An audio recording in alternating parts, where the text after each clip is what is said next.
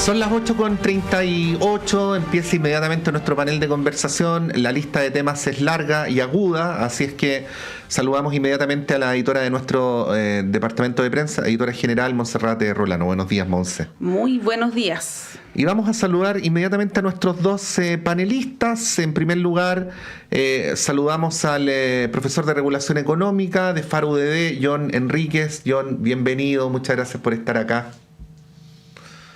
Buenos días, Pato, buenos días, Monse, y muy buenos días también a Francis. Claro que sí, porque desde la ciudad de Antofagasta nos acompaña, como es habitual, la doctora en Ciencias Políticas, académica de la Universidad Católica del Norte, Francis Espinosa. Muchas gracias, Francis, y buenos días. Buenos días, Patricio, Montserrat, John, un placer de estar con ustedes compartiendo el panel.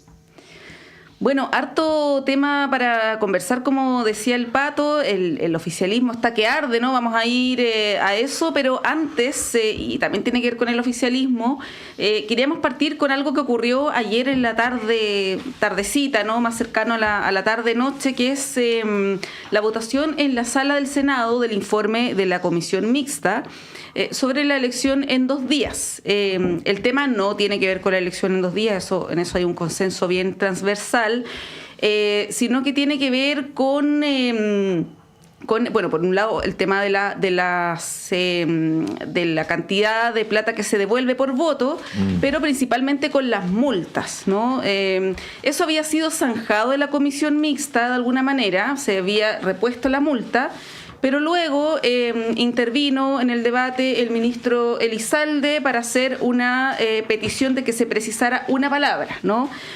Con lo que los extranjeros residentes en Chile que lleven más de 5 años viviendo acá no estarían obligados a votar y por lo tanto no tendrían que pagar una multa. Esto encendió la discusión y generó que se rechazara el informe de la Comisión Mixta en el Senado, con los votos del oficialismo, digamos. Lo que queda ahora es un veto presidencial que la ministra Toá ya había adelantado la semana pasada en un escenario distinto a este.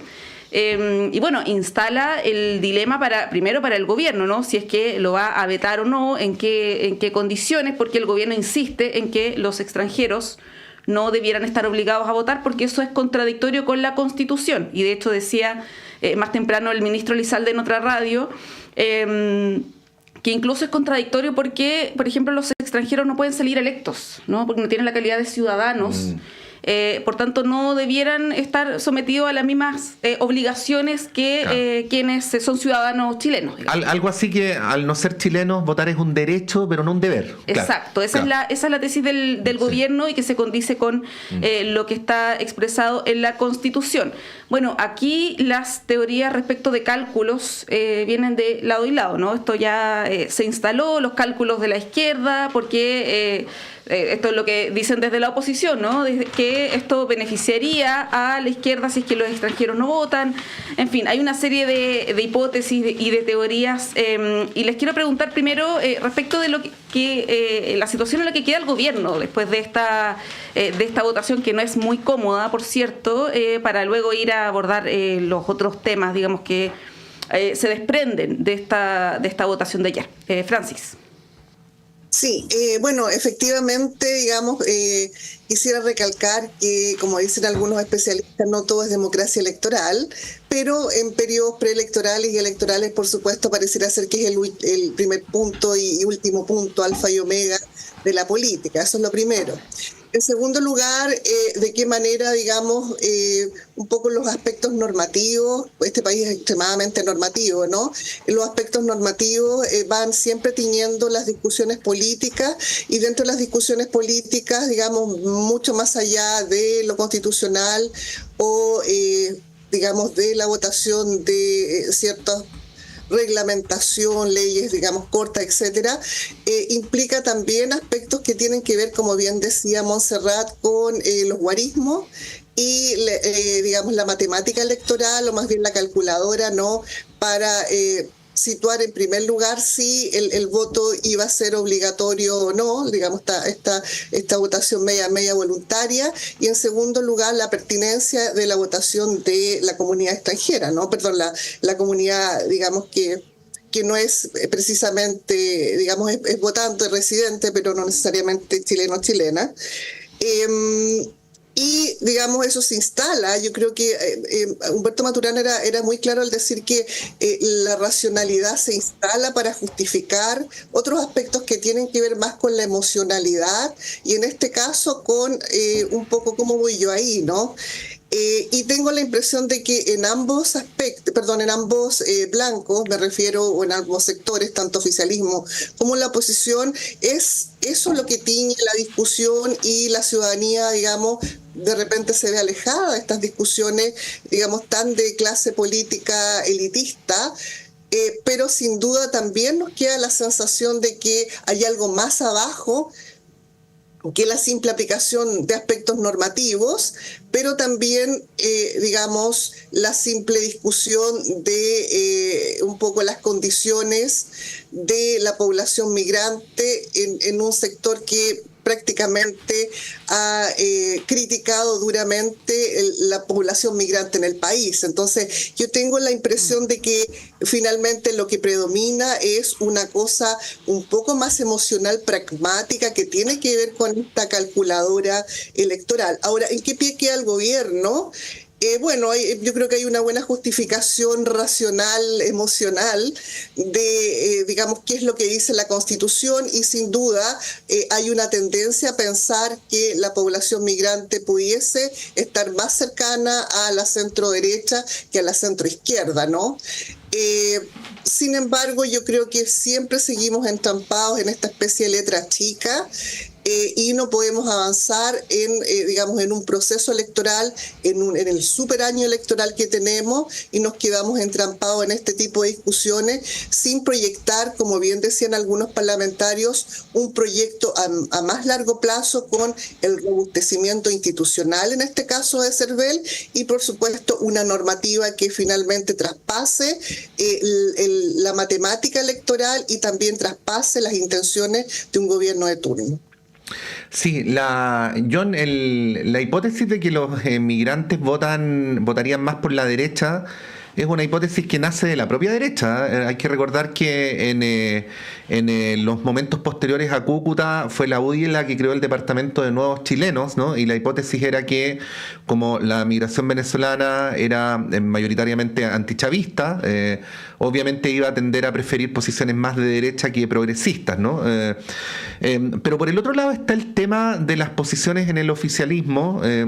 Ayer el senador Coloma decía, y yo creo que en ese punto tiene razón, que en elecciones anteriores nunca había habido tanto lío por la redacción del voto de los extranjeros y que ahora había aparecido el lío, ¿no? No, y el último minuto después de que se apruebe el informe de la comisión mixta. Efectivamente. Ahora, también hay parlamentarios del oficialismo que votaron en contra de las multas. O sea, tampoco es que haya, al menos desde el punto de vista público, una posición, al menos políticamente correcta, de decir estamos a favor de las multas. Bueno, el hecho concreto es que más allá de todas estas disquisiciones que parecen técnicas o procedimentales, la idea que se instala es que el oficialismo preferiría jugar en una cancha más chica y la oposición preferiría jugar en una cancha más grande, ¿no?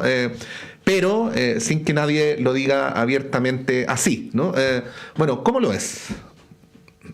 A ver, yo creo que el gobierno, a propósito de la primera pregunta que hacía la Montserrat, queda bien debilitado porque hay que tener presente dos aspectos muy importantes. Uno, que este es un mensaje presidencial, es decir, el presidente de la República estaba originalmente por la idea de no solamente acoger la idea del CERVEL de que la elección se haga en 2 días, sino que también de rebajar los aportes fiscales en el caso de los votos válidamente emitidos y también de reponer las multas. Entonces, primero es una pérdida, es una derrota de la conducción del gobierno, una muestra de pérdida de conducción del Ejecutivo en materia de su agenda legislativa, porque es un mensaje del presidente de la República y además porque el Ejecutivo hizo esfuerzos bien importantes en el marco de la comisión mixta, donde se aprobaron por una mayoría bien importante justamente estos dos aspectos claves, que era la reposición de las multas, que es esencial para que el voto obligatorio, si es que el consenso es ese, y yo creo que que me parece adecuado y razonable, tenga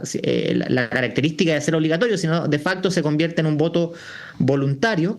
Y sobre todo por los tiempos, o sea, en la mañana había consenso en la comisión mixta y se había aprobado justamente esta idea con amplia mayoría, y en la tarde por una discusión, al parecer, me parece relativamente artificial, se empiezan a buscar argumentos o se reflotan argumentos, porque hay distintas razones para oponerse a esta reforma, que dirían justamente en que no sea por culpa de la oposición, sino que sea por culpa del oficialismo, que este proyecto, que está con los plazos además acotados, que tiene que aprobarse, se rechace en la sala del Senado y le ponga al gobierno una presión adicional de ver si va a entrar a un gallito con el oficialismo y en qué tenor va a entrar justamente con parte del oficialismo, al menos en este gallito que es el famoso veto. Y un poco en línea con lo que me comentaba la Francis, yo estoy de acuerdo con ella que además para la ciudadanía es bien inentendible en el contexto de que por un lado tenemos un ejecutivo que llama a justamente acelerar la tramitación de ciertas reformas. Ya vemos varias semanas que la ministra Jara está muy intensa en el sentido de que se vote la reforma de pensiones, y al mismo tiempo la misma coalición de gobierno genera que esta reforma, que debiese ser, uno desearía, de fácil despacho, vuelva a estar en la agenda política al menos por 2 semanas más, porque la próxima semana, una semana distrital en el caso de la Cámara y regional en el caso del Senado. Entonces van a ser 2 semanas más donde las páginas de política van a estar centradas justamente en cuál va a ser la estrategia que va a adoptar el Ejecutivo y, en definitiva, si es que va a convencer al oficialismo o no de plegarse a la posición del Ejecutivo. No está tanto la diferencia por el lado de la oposición en este caso, y eso es muy llamativo, porque si es que ocurren este tipo de materias o este tipo de diferencias en proyectos de esta naturaleza, lo que puede ocurrir, y estoy pensando por ejemplo en la reforma de pensiones, donde un sector del oficialismo no quede conforme con un eventual acuerdo en materia de pensiones, puede que eventualmente se caigan reformas mucho más importantes o no se aprueben reformas mucho más importantes desde el punto de vista de la ciudadanía, por esta grieta importante que hay en el Ejecutivo y que se materializa cada cierto tiempo en proyectos como estos, justamente. Sí, bueno, el presente no es muy bueno, como dice John, para otros debates que son importantes. Sabemos que se viene, por ejemplo, la reforma al sistema de salud, ¿no?, en el segundo semestre, el proyecto de aborto, en fin, hay otras discusiones también que van a generar harto debate. Ahora, Francis, en este tema particularmente hay varios cálculos, o uno presume que pueden haber cálculos y contradicciones. Por ejemplo, lo que tú decías antes, esto de que ahora la derecha salga a defender los derechos de los migrantes para votar, en circunstancias en que han tenido un discurso más bien anti-migración, lo digo en términos muy generales y caricaturescos, ¿no?, pero para que se entienda el punto, y la izquierda es la que está pidiendo que existan menos derechos, por lo menos en este caso del voto. Y lo menciono porque hoy se va a presentar un proyecto por parte de diputados del Partido Socialista, una moción para prohibir el voto para residentes en Chile, ¿no?, que lleve más de 5 años. Diputados Chicardini y Manucheri, ¿no? Y hay otra moción también que se va a presentar. Es algo por lo menos contradictorio, ¿no?, a la vista. El tema de que la votación extranjera beneficia a los sectores más conservadores, por así decirlo. Hay experiencia extranjera que plantea eso. Por ejemplo, en Estados Unidos, ¿no?, el voto migrante fue bien decisivo para el triunfo de Trump, y en general tienen unas posiciones que van que benefician a quienes tienen políticas más restrictivas con la inmigración, paradójicamente, ¿no? Y eso se ha dado en otros países también, y uno podría presumir que en Chile eso no es la excepción. Y la otra contradicción que yo veo, por lo menos, es que desde la oposición, durante el debate del voto obligatorio, hubo una postura bien férrea en contra de reponerlo por parte de algunos parlamentarios, digamos, del sector, pero ahora son los más defensores, ¿no? Son más papistas que el Papa para defender el voto obligatorio, y ahí es cuando uno sospecha que hay cierto cálculo, ¿no? Cierto cálculo de la izquierda y también cálculo desde los sectores opositores. ¿Cómo observas eso desde el punto de vista de las contradicciones y los cálculos? Sí, bueno, Mao Zedong hablaba de la contradicción en el seno del pueblo, ¿no? Yo creo que más que en el seno del pueblo sería en el seno de la clase política. Eso por lo de pronto. Lo segundo es que hay extensa literatura hoy en día a nivel internacional que habla justamente de esta...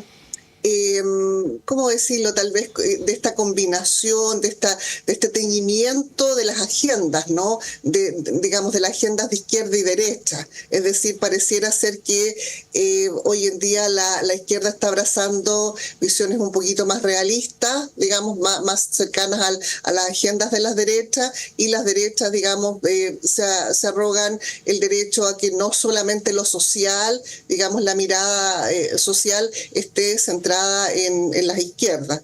Eso, digamos, me parece que es un segundo punto de análisis. Y un tercer punto de análisis que tal vez sea un aspecto bien interesante en democracias electorales es, bueno, cómo es la caracterización de la población votante. Pareciera ser que si aplicamos teoría cibernética, ¿no? Es una caja negra, ¿no? Y en esa caja negra habría muchas, digamos, teorías y teorías que pudiesen ser más bien proyecciones y no necesariamente la realidad.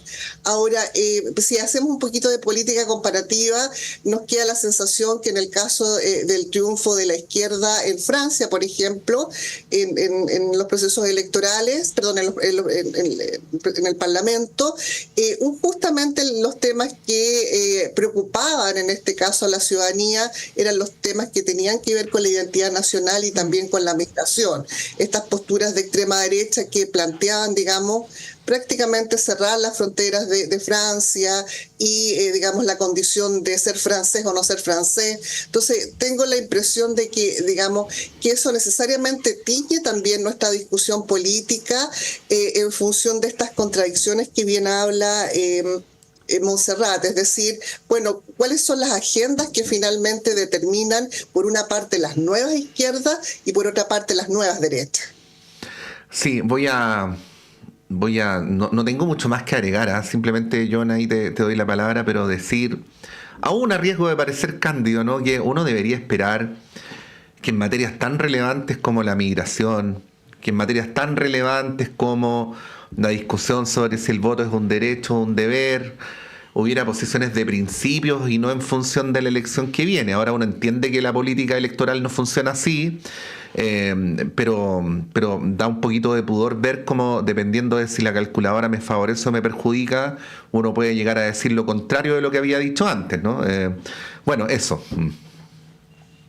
Absolutamente de acuerdo contigo, Patricio. Yo creo que en el mediano y largo plazo la ciudadanía premia o debiera premiar justamente la consistencia. Obviamente hay derecho de las personas a cambiar su opinión en la medida que existan buenos argumentos, pero efectivamente miradas a veces cortoplacistas pueden justamente ser valiosas en el corto plazo, pero en el largo plazo generar más desaciertos que aciertos. Uh-huh. Y no quiero dejar pasar un punto muy rápidamente que planteó Montserrat y también Francis en su intervención respecto a cómo la derecha aborda el tema de la migración, porque me parece a mí que hay mucha caricatura respecto a que la derecha está cerrada a la migración y que en algunos casos también puede haber una cierta actitud xenófoba respecto a la población migrante, y yo creo que eso no es así. Yo creo que la derecha en particular y la derecha liberal está a favor de la migración siempre que esta migración sea ordenada y regular, es decir, que sea conforme a lo que establezca la ley, conforme a los parámetros o a las condiciones que establezcamos nosotros como país, y que si se acuerda una forma de ingreso al país que esté regulado por ley, justamente eso se pueda cumplir y no tengamos ingresos irregulares y después tener que hablar de devoluciones, porque justamente es en el ingreso irregular donde se genera el fenómeno que los países no quieren, y no es solamente el caso chileno, sino que cualquier país que ingrese gente que no necesariamente venga a aportar los beneficios que trae la migración a los países, que por ejemplo el gran ejemplo es Canadá, que es un país multicultural y que acoge mucha migración, pero una migración regular y legal y bien regulada en ese sentido. que aporte dinamismo al mercado laboral, que aporte diversidad de miradas, mayor diversidad cultural también, sino que lo que ingresa a nuestro país sean personas que no vienen con ese ánimo. Entonces, solamente para no dejar pasar ese punto que muchas veces se instala en el debate público, que yo creo que es equivocado, sino que la migración es valiosa, genera muchos efectos positivos, pero que tiene que estar bien regulado justamente para no generar efectos indeseados en la ciudadanía en general. Sí, bien hecha la aclaración. Yo solamente lo planteaba en términos para que se entienda, ¿no? Caricaturesco. De hecho, creo que usé esa palabra, ¿no? No es que sea algo literal.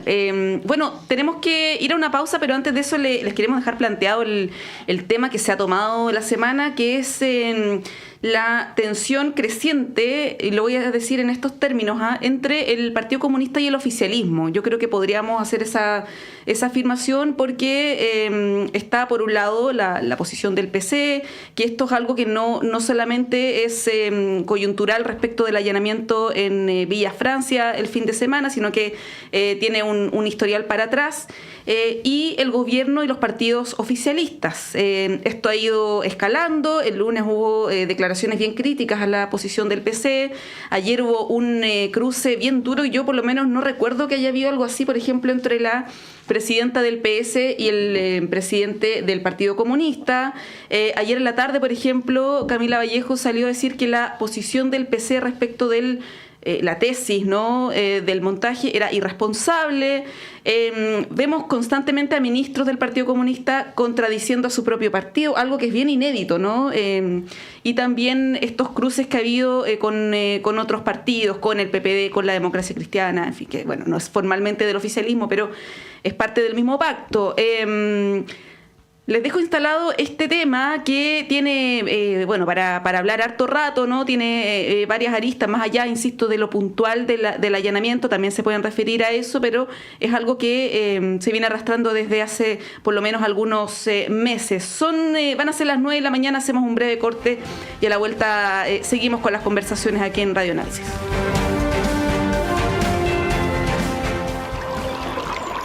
Aguas Trayén o Cascada en Mapudungún es la mejor agua purificada con tecnología de última generación. Para más información, visite su página web www.aguastrayen.com.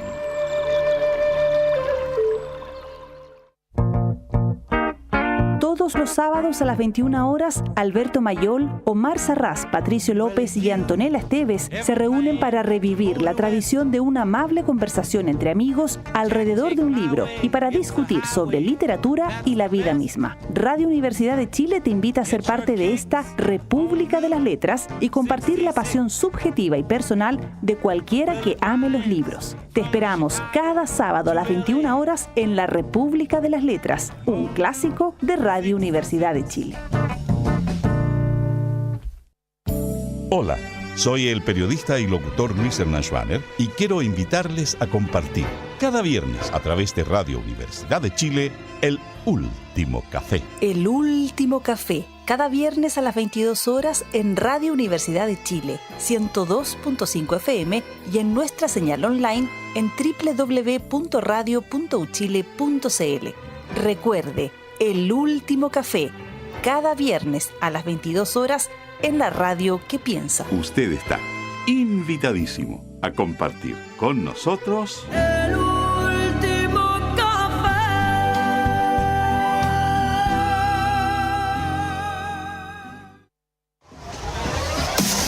Soy el profesor Santiago Schuster y quiero invitarlos todos los miércoles a escuchar el programa Derecho al Aire, el programa de la Facultad de Derecho de la Universidad de Chile, con el que queremos desde el derecho conversar y analizar distintos temas de interés. Derecho al Aire, todos los miércoles a las 18 horas en el 102.5 FM y en radio.uchile.cl.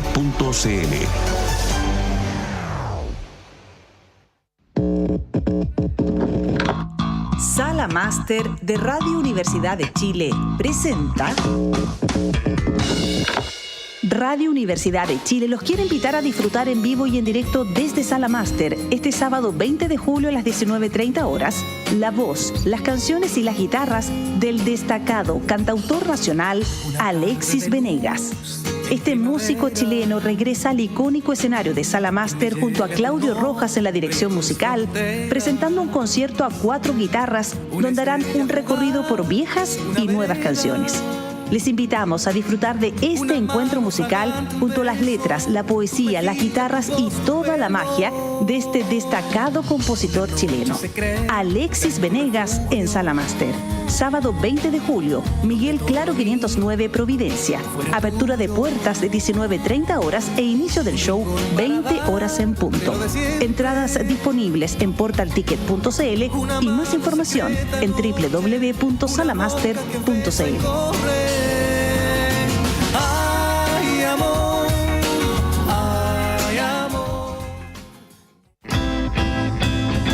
Descubre la esencia musical en Radio Universidad de Chile, premiada como Radio Fundamental de la Música Chilena 2024.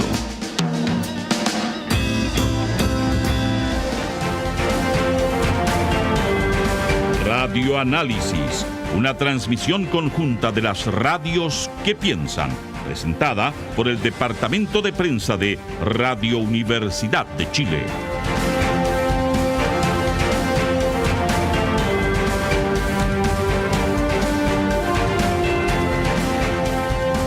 Son las 9:04 de la mañana, continuamos en Radio Análisis desde la Radio Universidad de Chile con todo su equipo, de equipo técnico, departamento de prensa.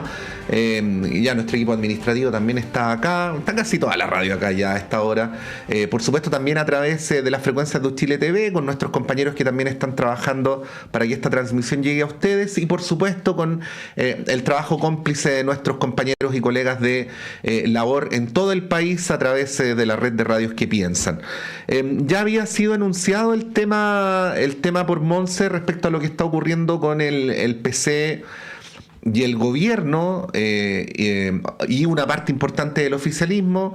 Me permitiría dejar fuera al Frente Amplio porque está metido en otra pelotera interna que en su momento la podemos comentar, pero está más preocupado de qué es lo que ocurre con las listas para la competencia en el Comité Central del nuevo partido que de esto, pero suscribo lo que dice Monse, porque yo más temprano incluso estaba Francis y John leyendo el libreto de nuestro programa y me sorprendí a mí mismo, sorprendido, valga la redundancia, escuchando el tono de la diputada Pizarro, escuchando el tono de la senadora Bodanovich. Yo decía, es del tipo de cosas que uno espera que se digan en una reunión interna y no públicamente, ¿no? Y yo después le preguntaba al diputado Mirosevich, a propósito de que viene en poquitos días más la elección en Venezuela, si esto tiene una vía de canalizarse o se puede seguir desbordando, ¿no? Pero hay una cosa que se viene acumulando desde la gira del presidente. O sea, tiene varios capítulos previos, pero yo diría como la fase más aguda en las últimas semanas son la gira del presidente Boric a Europa y la reunión con Zelensky, luego algunos entreveros con Venezuela, luego la situación del alcalde Jadwe, ahora el del allanamiento en la Villa Francia. No, y antes está el tema de la reflexión que hizo el presidente sobre el símbolo del perro matapaco. El perro matapaco. Las palabras en el funeral del presidente Piñera, que generaron urticaria. Hay un historial bien largo. Leinain Retamal, bueno, hay varios episodios, ¿no? Hay quienes hablan de una desafección de al menos una parte del PC con el gobierno del presidente Boric. Lo único distintivo, aquí se lo preguntábamos ayer a Juan Andrés Lagos y ahí les doy la palabra, es que yo no recuerdo este tono público de un sector del PC que siempre se ha caracterizado por ser muy discreto, muy leal, incluso cuando estaban bien enojados con el ministro Burgos y el ministro Valdés en el segundo gobierno de Bachelet, ¿no? Pero bueno. Lo resolvían a puertas cerradas. Sí, entonces la gran pregunta es qué es lo que está pasando, ¿no? Me imagino que no tiene una sola respuesta, pero quería preguntarles a ustedes cómo lo ven. Francis. Sí, rápidamente también algunas variables de análisis, ¿no? En primer lugar, cuando finalmente el Frente Amplio como coalición, o incluyendo el PC, toman el gobierno, a uno le queda la sensación, y después se va dando en el tiempo, digamos, que la coalición es demasiado variopinta y que, digamos, algunas fracciones del oficialismo, en el caso del PC, tiran, digamos, jalan hacia la izquierda, y en el caso, digamos, de una especie de realismo, de realpolitik, que instala la socialdemocracia en el oficialismo, va jalando un poco más hacia el centro, ¿no? Entonces queda la sensación de que el oficialismo está jalado por estos dos, digamos, elásticos, ¿no? Elásticos políticos. Se ha hablado incluso cuáles son las almas, en este caso del oficialismo, se venía hablando hace harto rato. Y, digamos, un poco queda la sensación de que también últimamente se ha planteado la discusión de que habrían dos PC, ¿no? Uno que está en el gobierno y otro que está en el partido político propiamente tal, como un fuego amigo, entre comillas, tirando, no sé si era tan amigo, tirando piedra en este caso al gobierno. Ahora, otra cosa, digamos, otra variable importante de análisis es, bueno, se plantea en toda la investigación sobre la política que este gobierno ha tenido las condiciones estructurales más adversas políticamente, es decir, un parlamento muy variopinto y también una coalición variopinta. Entonces, aplicando, y aquí le dejo, digamos, la palabra yo, aplicando política comparativa, uno queda con la sensación que va a ocurrir lo mismo en el gobierno Macron, ¿no? Un poco parecido, ¿no? Como digamos, la visión de Macron de una socialdemocracia se finalmente dialoga con una extrema izquierda de Melenchon, por ejemplo. O sea, queda la sensación que el modelo se está repitiendo de estas características, y pareciera ser que un poco la crónica de la muerte anunciada es finalmente la fragmentación o la separación tal vez de este jalamiento hacia la izquierda. Sí, bien breve, Monse, Francis, solo como complemento, no es para nada un matiz, que yo siento que las diferencias ideológicas eran todavía más grandes en la nueva mayoría, ¿no? Yo me acuerdo que ponía el ejemplo de que estaba René Cortázar y Cristian Cuevas en la misma coalición, ¿no? O sea, que eran posiciones, por ejemplo, respecto a los temas laborales, porque de eso estoy hablando, evidentemente antagónicas, ¿no? Ese tipo de extremos no existen en lo que hoy día conocemos como el oficialismo, ¿no? Sin embargo, la expresión pública de las diferencias parece más aguda, parece, ¿no? En esto no hay métodos científicos. John. Sí. Yo creo que lo primero que hay que relevar acá es que la posición que han tenido al menos parte del Partido Comunista y sobre todo los parlamentarios del Partido Comunista en el caso de Villa Francia ha sido la peor que podrían tener. O sea, desconfiar justamente del actuar del Ministerio Público, que nos gustará o no algunas decisiones o alguna forma de abordar los casos en general, es una muy mala estrategia, me parece a mí, desde el punto de vista electoral, y al mismo tiempo genera mucha discusión con el Ejecutivo porque justamente interpela directamente a la ministra Toá. Yo creo que en estos casos siempre hay que ser deferente con el trabajo que realizan las instituciones, sin perjuicio de que se pueda hacer uso de todas las facultades fiscalizadoras que ellos tienen, pero la primera actitud que tienen respecto a las dudas, e incluso ellos mismos utilizan en un principio la palabra montaje, me parece que no solo es un despropósito, sino que es súper grave porque atenta contra la legitimidad de las instituciones, y en ese sentido me parece que es adecuada la forma en que lo ha abordado la ministra Toá, porque al final nadie quiere, independiente de la naturaleza que tengan las instituciones, y no es normal por de pronto que en algún lugar, en una casa, en algún cuerpo intermedio, donde sea, haya arsenal bélico. O sea, entiendo que habían granadas, la ministra todavía ha hecho una enumeración meramente ejemplar de lo que se había encontrado, eran granadas, subametralladoras. No es que fuese simplemente una pistola o un cuchillo, sino que eran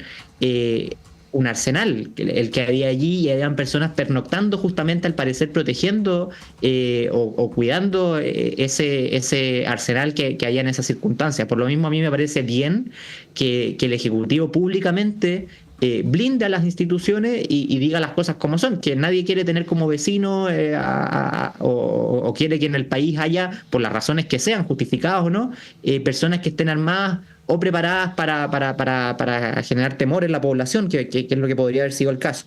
Después, yo creo que llama mucho la atención lo que ustedes plantean de por qué se están haciendo tan públicas estas diferencias de opinión entre el Partido Comunista y la parte del gobierno que al parecer es la más influyente hoy día, que es la del socialismo democrático.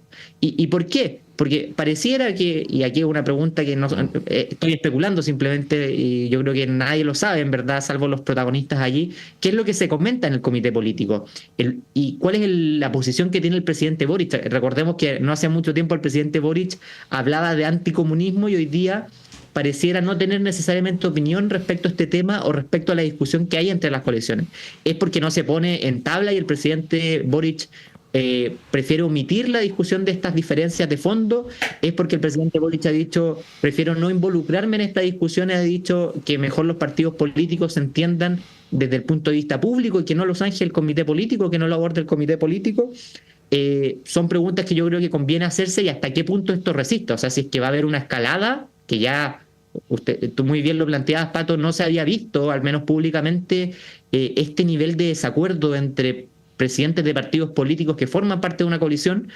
Junto al presidente Boric no llama a poner orden de cómo debiese funcionar la coalición, en ese sentido, cuál es la vocería que debiese tener el gobierno y también los parlamentarios oficialistas, o si tiene algún costo político también para los parlamentarios que no adhieren a la postura que tiene el Ejecutivo en la materia. Y por último, lo que me gustaría plantear es qué efectos tiene esta discusión, uno, en la conducción política del Ejecutivo, es decir, en el relato, en el tono con que aborda las discusiones, si es que tiende a adherir más a una postura polarizante del Partido Comunista, una postura más del todo o nada, más testimonial quizá desde el punto de vista de los resultados electorales, o bien tiende a la moderación y a redoblar los esfuerzos, por ejemplo, para alcanzar una reforma de pensiones o para encarar una reforma de salud que eventualmente llegue a buen puerto, y eso cómo se materializa en la práctica en los mensajes que presenta el presidente de la República, las indicaciones que presenta el presidente de la República, si en el veto que pareciera que se va a venir en la reforma electoral de los 2 días viene más con el corazoncito Partido Comunista o viene más con el corazoncito socialismo democrático o no. Y yo creo que esa es la gran discusión de fondo, y en el mediano plazo yo creo que Francis va a estar de acuerdo conmigo si es que esto va a tener algún efecto desde el punto de vista de las alianzas electorales para afrontar otros procesos eleccionarios, que paradójicamente se da la situación de que al parecer el oficialismo está muy cohesionado y muy bien coordinado para la presentación de los candidatos a alcalde y gobernadores, pero que en las discusiones de fondo al parecer habría más discrepancias. Así que eso es lo que a mí me gustaría poner en el debate hoy día. Sí, bueno, es probable que el presidente se tenga que pronunciar respecto de este tema. Cualquier instancia que haya para preguntarle, me imagino que va a ser la primera consulta obligada, ¿no?, de la prensa. Ahora, Francis, a mí me da la impresión que este nivel de confrontación, porque yo creo que es más que una tensión, una confrontación abierta, explícita, pública, yo no recuerdo haberla visto, salvo en el periodo del segundo periodo del presidente Piñera, en el contexto, por ejemplo, del debate sobre los retiros, ¿no?, donde había parlamentarios que increpaban al presidente, o en el contexto del estallido social, pero era en una situación bien distinta, de crisis política, crisis social, ¿no? Ahora no estamos en ese contexto, por lo tanto es bien delicado, creo yo, lo que ocurre en el oficialismo, y creo que es importante, Francis y John, analizar lo que está pasando en el Partido Comunista, porque mucho de lo que ocurre ahora en el oficialismo probablemente se explica por lo que está pasando, los debates internos que está dando el partido.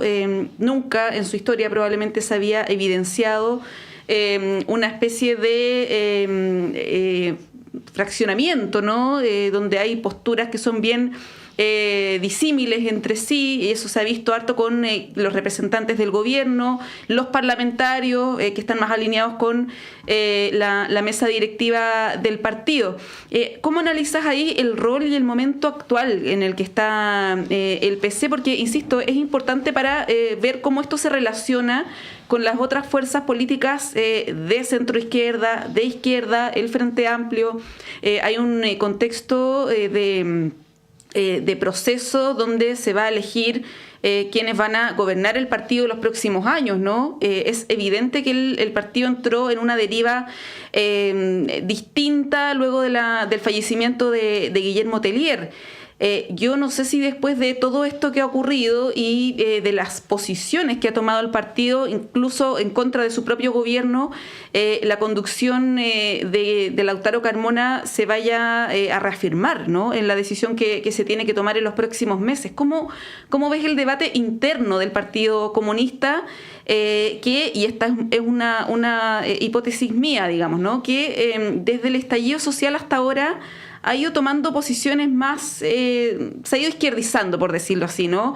Desde la tesis de que el presidente Piñera tenía que renunciar, que luego la salida del estallido era con una asamblea constituyente, oponerse al acuerdo del 15 de noviembre, el rol que tuvo durante la convención, ¿no? Ustedes se acuerdan que el Partido Comunista estaba más aliado con los sectores tipo Lista del Pueblo que con el oficialismo. Hay un historial, podríamos decirlo, del PC desde hace 5 años por lo menos, que se ha ido en algunos casos radicalizando en sus posturas, ¿no? Y ahora en medio de ese proceso entra un gobierno donde tiene una fuerza importante, ¿no?, que es distinta a la que tenía en el gobierno de la nueva mayoría. ¿Cómo lo ves, Francis? Sí, respondiendo a usted, Montserrat, y a Patricio, yo creo que el contexto, digamos, de los gobiernos democráticos anteriores era otro contexto. O sea, había una suerte de la necesidad de los consensos post-dictadura.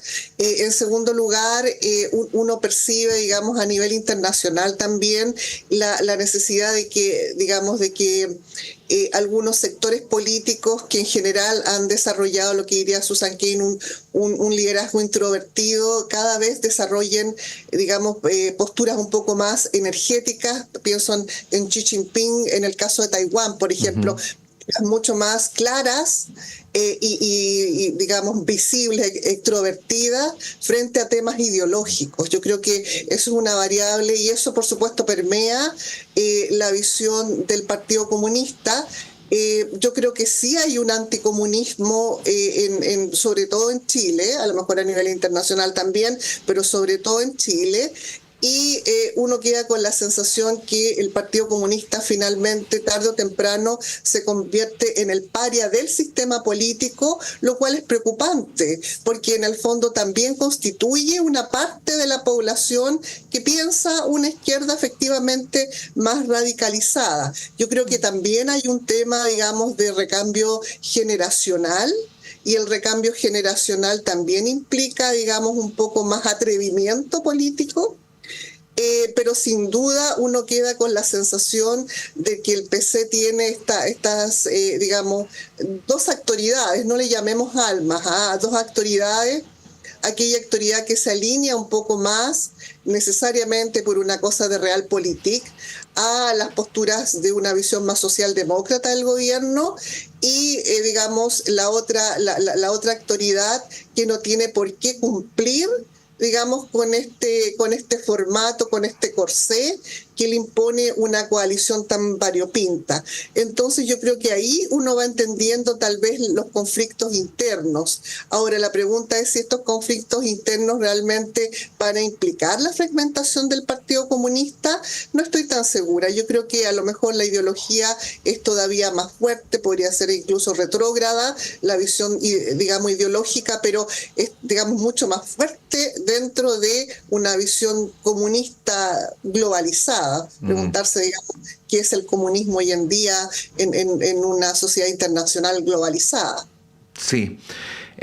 Bueno, es un tema bien complejo, y creo que es imposible agotarlo en un panel. Se me ocurre mencionar, por ejemplo, que igual aquí en este tipo de cuestiones pesa que el Partido Comunista, al menos durante la mitad de la transición, estuvo fuera del sistema político, por lo tanto no tuvo un itinerario institucional, ¿no? Tuvo un itinerario más bien vinculado con las organizaciones sociales, con los sindicatos, con lo que ahora se llama, no me gusta mucho el concepto, pero con lo que ahora se llama los territorios, ¿no? Y también creo que incide las diferencias ideológicas que yo creo que existen y que son naturales. O sea, a mí me da la impresión que el Partido Comunista, independientemente de sus actuales diferencias internas, tiene un propósito más claro de superar el modelo, sea lo que esto significa, ¿no? Y el socialismo democrático más bien un propósito de reformar el modelo. Ahora, en los hechos esta cuestión termina coincidiendo, porque probablemente lo más progresista que existe en el mundo son las socialdemocracias escandinavas, ¿no? Pero bueno, este tipo de cuestiones se evidencian a propósito de eso, y es por eso que yo al menos tengo la hipótesis de que si no hubiera este acúmulo de malestar previo, lo de la Villa Francia no hubiera tenido la resonancia de explosión que tuvo. John, a este respecto, pero aprovecho de preguntarte más directamente. Cuando en una casa hay dos hijos peleando, son los papás los que tienen que arbitrar, ¿no? Falta ahí la intervención del presidente Boric. Una de las hipótesis que se han dado aquí en los paneles durante los últimos días es que el presidente no estaría ejerciendo del todo esta tradición en la política chilena de que el presidente de la República es al mismo tiempo el jefe de la coalición, ¿no? Bueno, ¿cómo lo ves?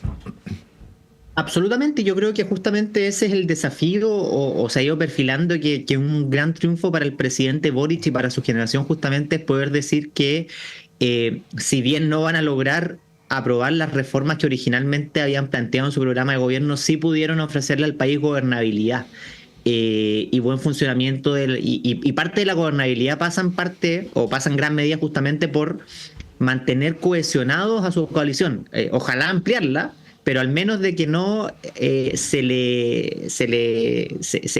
rompa la coalición. Y justamente en ese sentido sería deseable, creo yo, para la coalición que el presidente Boric ejerza justamente el rol de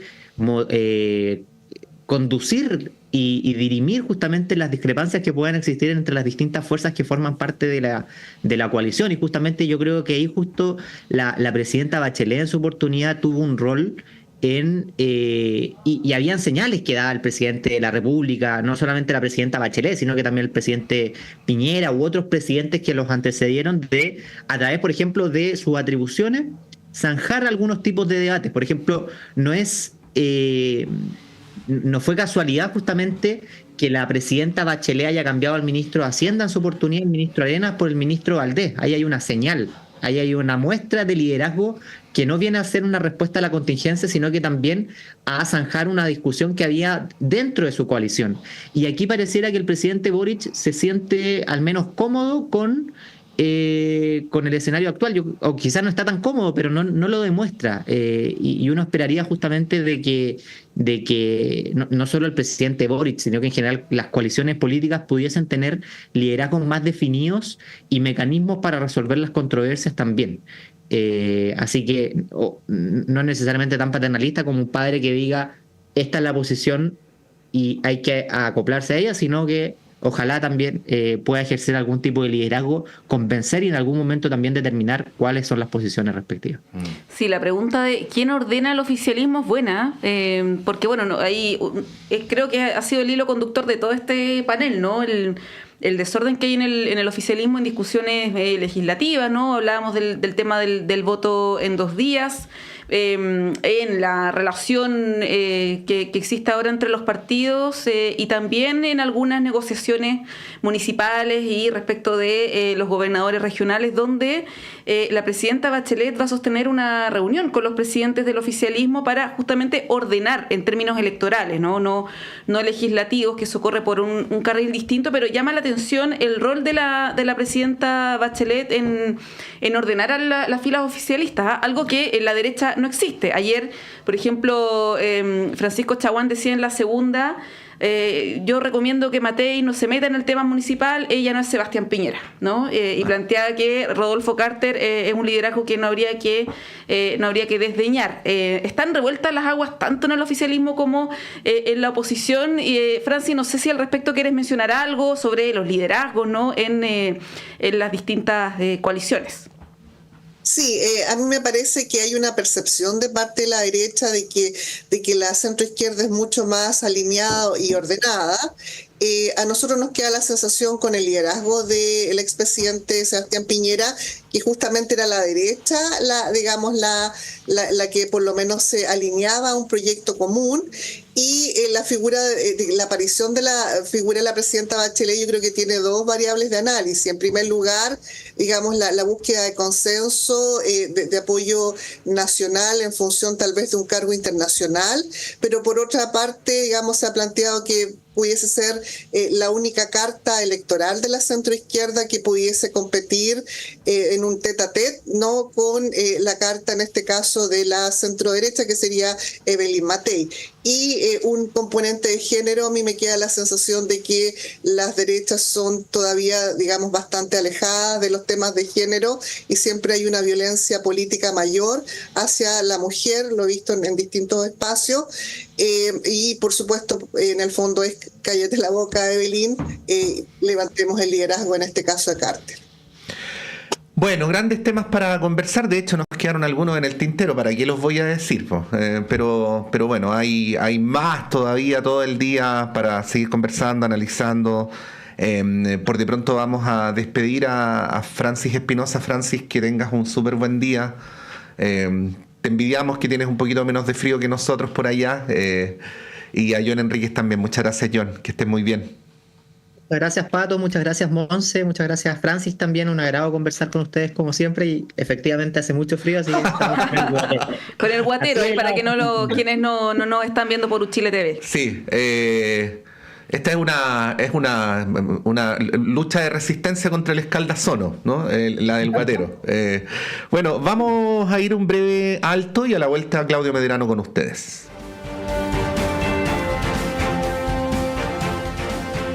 La clase de marketing digital de hoy tendrá por tema identidad en Internet.